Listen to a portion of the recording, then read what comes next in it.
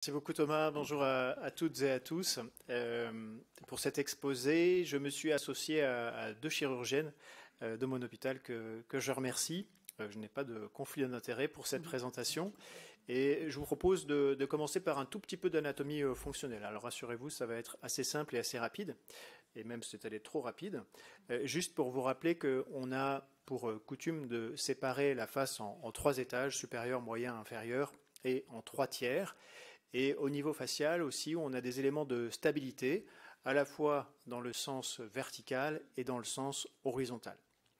Pour les chirurgiens maxillofaciaux, eh bien, ils vont souhaiter rétablir les lignes de force pour rétablir la fonctionnalité, notamment la mastication, et également rétablir les volumes dans des soucis plus esthétiques, mais tout à fait défendables.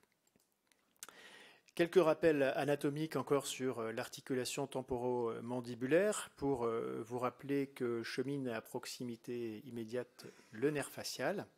Et ici, des rappels sur l'anatomie de la mandibule et les fractures du condyle, la tête, la sous-condylienne proximale et la sous-condylienne un petit peu plus distale. On y reviendra parce que cette classification anatomique a des répercussions lésionnelles. Alors les traumatismes maxillofaciaux, c'est vrai que c'est un petit peu embêtant, bon, d'une part parce que ça touche la face, et d'autre part parce qu'on est à proximité immédiate d'organes nobles et de structures nobles, parmi lesquelles le cerveau, et non des moindres, les voies aériennes supérieures, la colonne vertébrale cervicale, et puis on peut être confronté à des problèmes vasculaires, soit de saignement, soit de lésions traumatiques des vaisseaux cervicaux, carotidiens ou du système vertébro-basilaire. Et donc je vous propose qu'on passe un petit peu en revue ces différentes difficultés et que pour finir, on approche quelques points d'actualité. Alors pour ce qui concerne la colonne cervicale, c'est une préoccupation importante parce que 2 à 4% des patients qui ont des traumatismes maxillofaciaux ont des lésions concomitantes musculaires, osseuses et également ligamentaires de la colonne cervicale. Et donc, il est particulièrement important, avant qu'on ait pu faire un bilan un petit peu complet, de se poser la question de savoir si ces patients nécessitent une immobilisation cervicale. On peut utiliser le moyen mnémotechnique américain ou, plus simplement, utiliser l'algorithme tel qu'il a été recommandé par la conférence d'experts sur les traumatismes vertébro-médulaires et rechercher des douleurs en regard des épineuses, des troubles de la conscience, un déficit neurologique focalisé, une alcoolisation ou une douleur distractive. Très souvent, les patients qui sont victimes de traumatisme maxillofacial grave ont l'un de ces éléments-là, et donc très souvent, c'est des patients qui doivent avoir une immobilisation du rachis cervical. Ce qui va compliquer un petit peu les choses, et notamment pour la prise en charge des voies aériennes supérieures. Alors justement, des voies aériennes supérieures, parlons-en. Là aussi, c'est un problème pour des raisons un petit peu multiples. Vous avez quelques exemples ici de fractures parasymphysaires bilatérales. D'une part parce qu'il y a des phénomènes d'obstruction qui sont liés à l'œdème, au corps étranger, mais aussi des choses qui sont moins connues. La perte de l'intégrité mandibulaire, la rupture des piliers. On sait très souvent chez ces patients-là qu'il existe un défaut de protection des voies aériennes supérieures, et notamment parce qu'ils sont assez régulièrement sous l'effet de drogues licites ou non, et puis parce que les vomissements vont être facilités par l'ingestion de sang, et que ces vomissements vont être problématiques parce qu'ils vont majorer la pression intracrânienne et qui vont majorer également l'hypersalivation et le saignement. Enfin, et on en a parlé un petit peu, très souvent c'est des patients chez lesquels on ne connaît pas l'état du rachis cervical et donc qui seront immobilisés. Tout ça fait beaucoup de contraintes pour une même équipe et donc il faut l'anticiper un tout petit peu. Alors, pour l'anticiper et pour l'apprécier, eh bien sûr, on peut faire appel à notre raisonnement clinique, à l'examen clinique avec une palpation de la trachée, l'auscultation du larynx, des éléments qui sont malgré tout assez peu contributifs, et se souvenir qu'on va être confronté à des difficultés d'intubation dans une proportion assez élevée, entre 10 et 12% des cas. Savoir aussi que la manœuvre classique de subluxation mandibulaire n'est pas toujours possible, et notamment lorsque les repères osseux sont cassés. Ici, un petit exemple, on a une fracture condylienne bilatérale, et cette fracture condylienne bilatérale, elle va aboutir à un rétrécissement de la filière pharyngée, parce qu'il va y avoir un déplacement finalement postérieur de la base de langue, et on sait que ces lésions rétrécissent la lumière de la filière et vont poser des problèmes pour ce qui concerne la sécurisation de l'airway. Alors on peut s'aider lorsqu'on a un petit peu le temps des ultrasons, notamment pour repérer de façon un petit peu préemptive la localisation de la membrane cricothyroïdienne. Je vous invite à le faire, notamment chez vos patients endormis, de façon à s'entraîner et à pouvoir, à chaque fois que le cas se présente, le réaliser de manière assez urgente. Alors bien sûr, ça ne se substitue pas au repère anatomique, mais chez des patients un petit peu épais ou même franchement obèses, ça peut vous sortir un petit peu des ronces. Alors justement, la réalisation de cette cricothyroïdotomie, je pense qu'on n'aura pas le temps de voir l'intégralité de cette vidéo qui a été réalisée par l'équipe de Copenhague et notamment Michael Kinsfonsen, qui est relativement intéressante, pas tellement à cause de la description de la technique elle-même, mais surtout parce qu'elle procure en même temps une vue endoscopique de l'intérieur, ce qui montre un petit peu le résultat de ce qu'on fait, notamment lorsqu'on réalise une cricothyroïdotomie chirurgicale, telle que c'est recommandé actuellement par la Difficult Airway Society, et on voit un petit peu ce que fait à l'intérieur la lame de scalpel lorsqu'on fait une incision transversale, lorsqu'on met en place la bougie dans la lumière trachéale, et voir un petit peu cet aspect vu de l'intérieur. Alors on en verra peut-être que les toutes premières secondes. Vous verrez que les auteurs ici recommandent l'utilisation d'un petit crochet pour attraper la lumière trachéale, puisque dans cette technique qui n'utilise pas de guide, eh bien, le risque c'est de perdre la lumière trachéale, ce que les auteurs ici essaient de compenser avec l'aide d'un petit crochet. Encore une fois, la vidéo est assez didactique, mais elle est un petit peu trop longue, et donc je vais aller directement aux recommandations de la Difficult Airway Society. Vous savez que c'est le protocole qui dit SMS pour scalpel, mandrin, sonde. Alors, dans la DAS, ils l'appellent un petit peu différemment, mais parce qu'ils parlent anglais. Et donc, c'est une incision transversale. On tourne le scalpel de 90 degrés. On insère un guide à l'intérieur de la lumière trachéale sur lequel on va enfiler la sonde d'intubation. Lorsqu'on est face à, je dirais, une anatomie plus compliquée, eh bien, on peut avoir une approche un petit peu plus radicale, avec une incision verticale assez longue, de 8 cm, une dissection du plan sous-cutané au doigt et une incision directe de la membrane cricothyroïdienne. Je rappelle qu'ici, il s'agit d'éviter que le patient ne décède. Alors, lorsqu'on est face à ces situations-là, il peut être utile d'avoir des éléments prédictifs pour avoir recours à ces techniques. Et là, ces auteurs japonais ont déterminé un score de risque qui s'appelle le score IFONA, alors qui n'est pas très discriminant, parce que qu'est-ce qu'on retrouve? Une absence d'ouverture des yeux, une chute de grande hauteur, des lésions maxillofaciales ou du cou, et puis la prise en charge des voies aériennes par des paramédics, ce n'est pas très sympa pour eux. Et lorsqu'on a ces éléments-là, eh bien, on arrive à préciser un petit peu plus le risque d'avoir à réaliser cet abord direct du cou, mais ce n'est pas très discriminant. Donc, mieux vaut savoir le faire dans toutes les situations. Alors, peut se poser aussi parfois la question de la préoxygénation. Vous avez ici un exemple d'un patient qui est victime d'un traumatisme maxillofacial au niveau de la partie médiane de la face, assez prononcé. Et donc, c'est un patient, finalement, chez lequel vous ne pouvez pas appliquer un masque facial, d'une part parce que c'est douloureux, et d'autre part parce que le patient est agité. Et donc, dans cette situation-là, les auteurs se sont posé la question de l'oxygénation avec l'oxygénothérapie, alors qui, pour le coup, n'était plus nasale, mais orale à fort débit, et arrive finalement à obtenir une peptide AO2 tout à fait satisfaisante. Et ça, c'est à rapporter de ce travail que vous connaissez peut-être de Michael Wursch, qui a comparé finalement la préoxygénation avec l'oxygénation nasale à haut débit versus un masque dédié à la fibroscopie et qui retrouve finalement des résultats non différents en termes de désaturation et d'absence de désaturation et avec une meilleure tolérance pour le patient. Donc ça peut être un adjunct, comme le disent les Américains, particulièrement utile dans ces situations, notamment lorsque l'application du masque sur le visage est douloureuse. Lorsque la situation est stabilisée et lorsque les chirurgiens sont amenés à réaliser une chirurgie pour laquelle la présence du tube trachéal gêne, on est parfois amené à réaliser une intubation sous-mentale, alors qui est un petit peu du domaine de la spécialité, qui traditionnellement est réalisée à la pince. Il existe depuis peu la description d'une technique qui utilise la technique de sel d'Inger avec un kit de trachéotomie qui va permettre finalement une dissection blunt du tissu sous-mentonnier, avec dans cette étude randomisée finalement un temps de réalisation plus court et moins de durée de déconnexion du patient du respirateur. Alors bien sûr, ça nécessite un petit peu d'expérience et de travail, mais les résultats dans cette étude étaient tout à fait intéressants. L'airway n'est malheureusement pas le seul problème auquel on est confronté, puisque le saignement en est un autre, et pas des moindres. Les hémorragies, elles peuvent être particulièrement menaçantes. Heureusement, c'est un peu moins de 5% de la population, mais les artères qui peuvent être intéressées sont nombreuses. Et en plus, il existe des anastomoses assez riches entre ces systèmes artériels. Et du coup, l'hémostase peut être de réalisation difficile.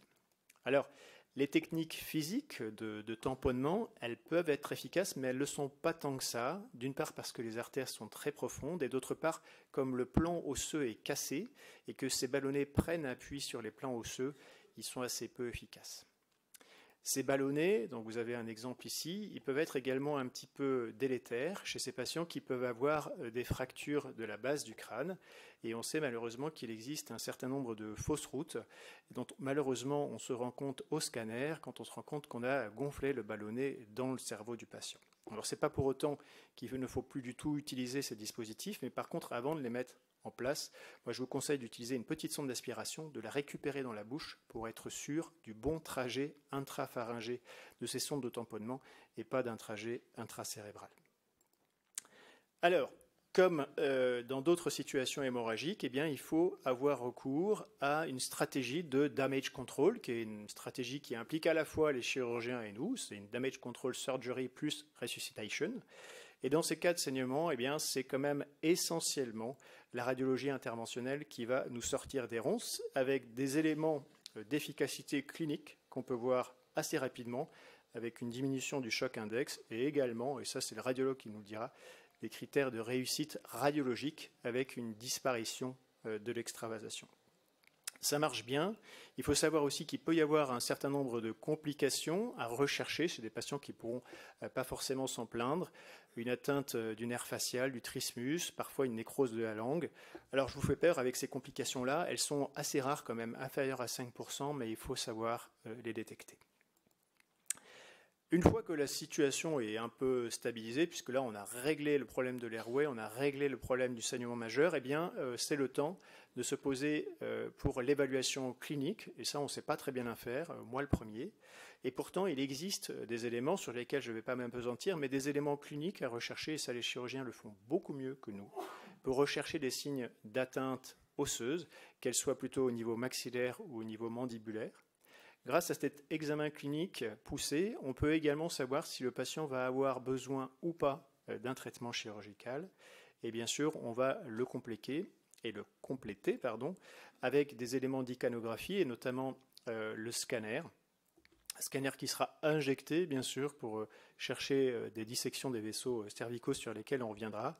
Et il y a des éléments importants. Vous voyez ici une fracture de la paroi inférieure de l'orbite avec une ptose de graisse orbitaire qu'on retrouve également ici. Et vous avez ici un hématome intraconal au niveau du cône oculaire. Et vous avez ici une fracture mandibulaire à un stade précoce et une complication à un stade un petit peu plus tardif avec la constitution d'un abcès. Alors, ces lésions cérébrovasculaires traumatiques, elles sont très souvent associées aux traumatismes maxillofaciaux. Il faut savoir les détecter, notamment parce qu'elles peuvent survenir chez des patients qui ne sont pas conscients et chez lesquels l'examen clinique n'est pas contributif. On doit donc se fier aux résultats d'un certain nombre de registres. Ici, dans ce premier registre, avec un effectif de 22 000 patients avec des traumatismes fermés, eh bien, les facteurs de risque pour ces blunt cerebrovascular injuries, c'était toutes les fractures mandibulaires, les fractures d'écrasement et les fractures du rachis cervical. Alors, ce n'est pas très spécifique, vous me direz. C'est pour ça qu'il faut avoir un haut niveau de suspicion et que la réalisation du scanner avec une opacification des troncs supraortiques est particulièrement important.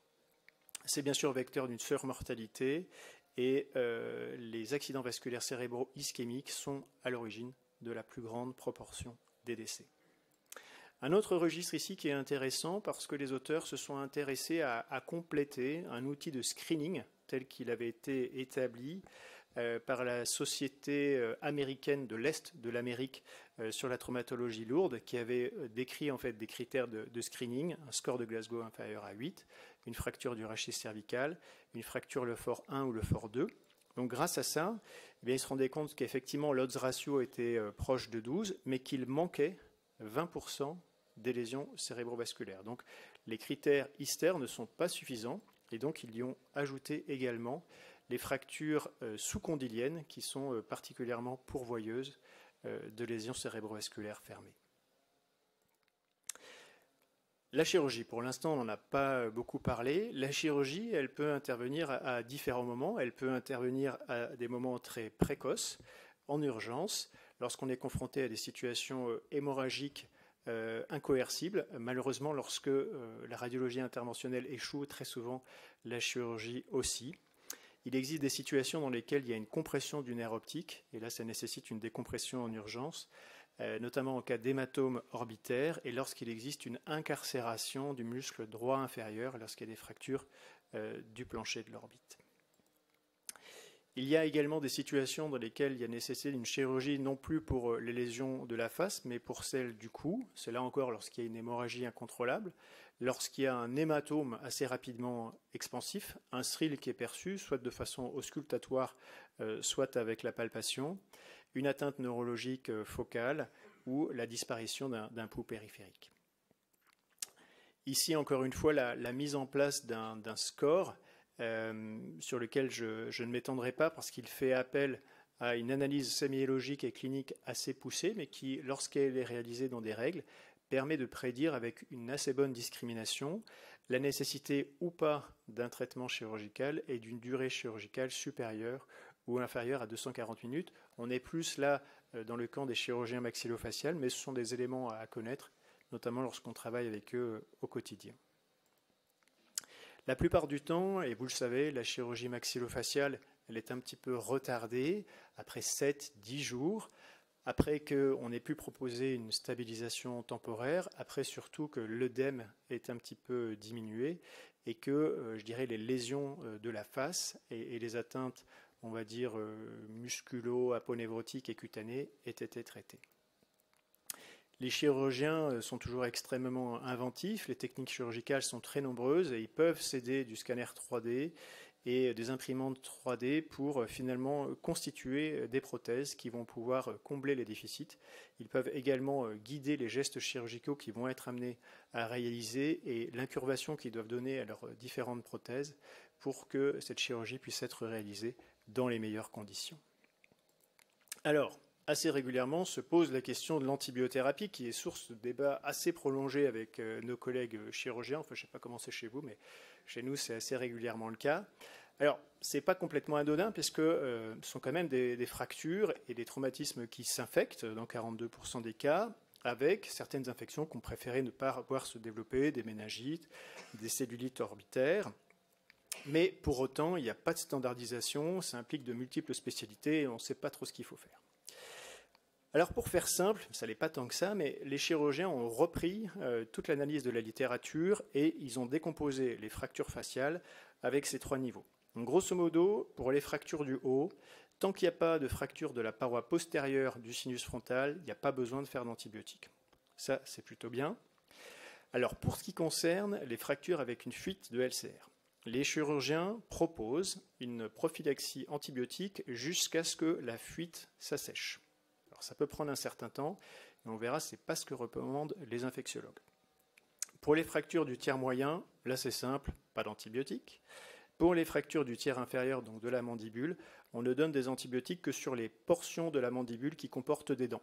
C'est-à-dire que pour la partie édentée, il n'y a pas besoin de faire d'antibiotiques, sauf s'il y a des lésions intrabuccales ouvertes. Après, bon, on peut aller un petit peu plus loin dans les détails, mais grosso modo, à partir du moment où il y a intervention chirurgicale, réparation de défects ou intervention sur des traumatismes balistiques, on recommande habituellement une antibiothérapie de 7 jours. Alors, on parlait un petit peu de ces fuites et de ces brèches ostéoméningées. Elles sont souvent consécutives à une fracture de l'étage supérieur. Ça peut provoquer une rhinorrhée entre 3 et 7 jours et il n'y a pas de consensus. On a vu tout à l'heure que les chirurgiens ils étaient plutôt partis pour recommander une antibioprophylaxie. L'IDSA dit qu'il ne faut pas faire d'antibiotiques chez les patients qui ont une brèche.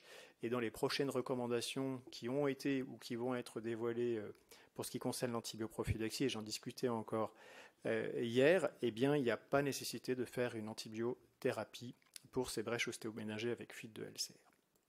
J'avance parce que j'ai presque épuisé mon temps de parole, mais rassurez-vous, j'ai bientôt fini. Je voulais vous parler de quelques petits éléments d'actualité. Le premier, eh bien, c'est l'utilisation de cette espèce de saloperie qu'est la trottinette électrique, qui, comme vous le savez, est pourvoyeuse d'un certain nombre de traumatologies, et le traumatisme maxillofacial ne fait pas exception. Par rapport aux patients cyclistes, eh bien, ces patients n'ont jamais de casque, je ne sais pas si vous l'avez constaté, et ils ont une incidence plus élevée par rapport aux cyclistes de lésions des parties molles, de fractures faciales et de fractures dentaires. Et moi, ce que j'ai bien aimé, c'est les recommandations des auteurs. Il faudrait encourager l'emploi du casque et persuader les personnes intoxiquées de prendre le bus pour rentrer. Donc ce soir, après la soirée SFAR, s'il vous plaît, pas de trottinette, mais Noctibus. Merci. Deuxième élément d'actualité, les lanceurs de balles de défense. Un article récent de nos collègues urgentistes qui se sont intéressés plus précisément à cette pathologie. Et vous voyez quand même beaucoup de patients, 152, essentiellement des traumatismes, là encore, maxillofacial, une certaine partie quand même qui a dû être hospitalisée en secteur de soins critiques, la chirurgie pour un patient sur 5, et heureusement pas de lésions mortelles, mais des lésions quand même assez profondes, des pneumoncéphalies, des lésions traumatiques des vaisseaux cervicaux. Donc, là encore, avant de rejoindre les Champs-Élysées ce soir avec votre gilet jaune, n'oubliez pas non plus les lunettes de protection. Dernier élément d'actualité, alors ça très honnêtement je ne pensais pas le retrouver, mais figurez-vous que la cigarette électrique, ça explose et que ça prend prendre feu. Une récente revue de la littérature, 32 explosions chez 32 patients. Pas moins de 105 lésions. Alors bien sûr, et ça on l'imaginait bien, des brûlures, mais également des lésions à type de projectile. Donc le truc a explosé et envoyé des bouts un petit peu partout. Et quand même des patients qui ont dû être opérés, notamment du tiers inférieur. Donc encore une fois, petit conseil entre vous et moi, préférez les choses naturelles à la cigarette électrique, c'est beaucoup moins dangereux. J'en arrive à ma diapositive de conclusion. Tout ça pour vous dire que finalement, ce sont des traumatismes qui ont une gravité intrinsèque réduite, effectivement. La face n'est pas un organe vital, mais il est à proximité, ou plutôt la face est à proximité de beaucoup d'autres organes vitaux qui sont nobles et qui sont anatomiquement très proches. Il y a un potentiel de dégradation rapide, à la fois pour ce qui concerne la prise en charge de l'airway et des lésions hémorragiques et cérébrovasculaires. Ça nécessite une anticipation des équipes médico-chirurgicales, une exhaustivité du bilan lésionnel et une collaboration qu'on espère la plus fructueuse possible avec les équipes de chirurgie maxillofaciale. Je vous remercie de votre attention.